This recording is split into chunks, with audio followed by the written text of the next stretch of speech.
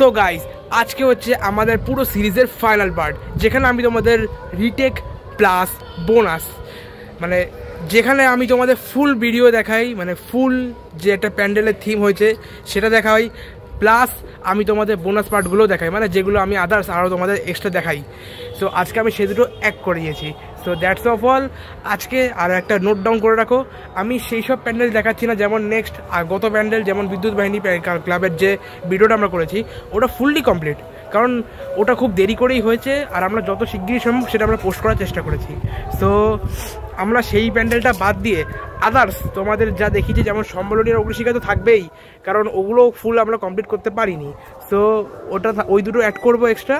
আর তাছাড়া তোমাদের যে বোনাস 3টে ক্লাবের ভিডিও দেখাই, সেই 3টে ক্লাবের প্যান্ডেলও তোমাদের আমি দেখাবো। সো বেশি কথা বলবো না, আজকের ভিডিওটা শুরু করা যাক। সো গাইস, আমরা এখন এসি এই যুব সংঘ ক্লাবের সামনে। তো তোমাদের বলে দিই, এই যে থিম হচ্ছে গিয়ে মাতা বৈষ্ণব দেবীর মন্দির। মাতা বৈষ্ণব দেবী হচ্ছে কি দেবী দুর্গার একটা রূপ। সো এখন তোমাদের আধ্যাত্মিক জ্ঞান না দিয়ে ভেতরের জ্ঞান দিয়ে দিই। তো চলো।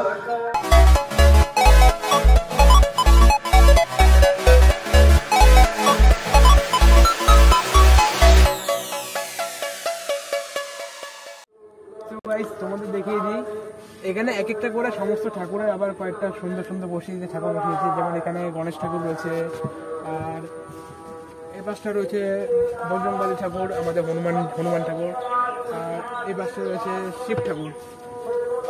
তোমাদের প্রথম কথা বলে দিই যে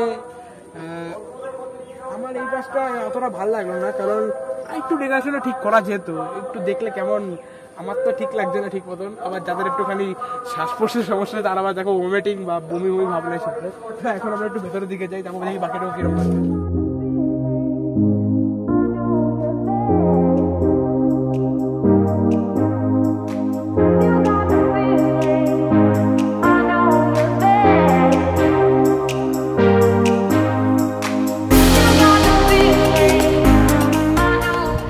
সো গাইস, আমরা এখন এসি ইউরেকা ক্লাবের সামনে। তোমাদের বলে দিই, এটা ছিল আমাদের আগের ভিডিওর বোনাস পার্টের সেকেন্ড ভিডিওটা, বা সেকেন্ড ম্যান্ডেল যাই বলতে পারো।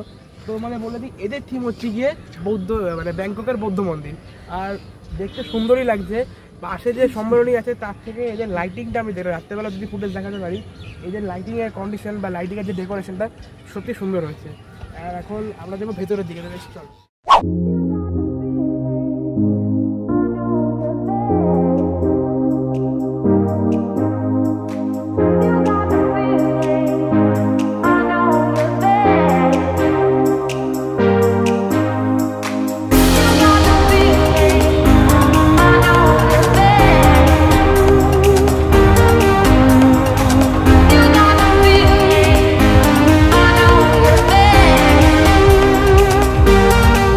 সো গাইস, আমরা এখন এসে পড়েছি তরুণ সংঘ ক্লাবের সামনে। তোমাদের বলে দিই, এদের থিম হচ্ছে কি বৃন্দাবনের প্রেম মন্দির।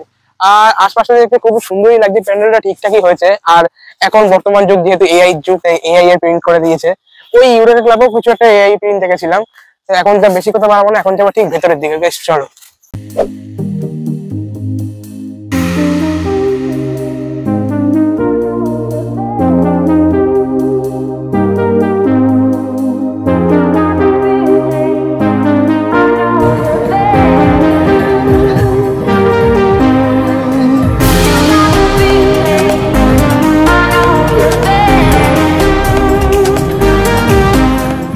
গাইস, আমি এখন এসেছি অগ্নিশিখা ক্লাবের সামনে। তোমাদের বলে দিই, এদের থিম ছিল তাহিরপুরের বুকে বেনারসের একটা ছোট্ট অংশ। তোমাদের গত ভিডিও দেখিয়েছিলাম, আর এখন তোমরা দেখে নিয়েছো পুরো সিনটা। যেখানে দেখতে পাচ্ছ, এই যে এই জায়গাটা ছিল ঠিক গঙ্গাটা। এখন কেন জানি রিটেক ভিডিও করার সময় দেখতে পাচ্ছি গঙ্গার জল পুরো শুকিয়ে গেছে। এটা বাস্তব, গঙ্গা জল সব জায়গায় দেখা না, কৃত্তিবাস থেকে নেওয়া হয়েছিল। তুমি দেখতে পারো তোমরা, এই যে গঙ্গার এক ফোঁটা জলও ঠিক মতন নেই। সব কেন জানি না, কোনো কারণবশত সব মানে বেরিয়ে গেছে। সিমেন্ট দিয়ে বাঁধানো হয়েছিল, এরপরও বেরিয়ে গেছে। তো এখন ভেতরের দিকে যাবো। তো ভেতরে মানে ভেতরের যে অবস্থাগুলো সেগুলো একটু দেখে নিই। আর ডেকোরেশন তো সত্যি বলে সুন্দর হয়েছে, দেখে নিই কেমন হয়েছে।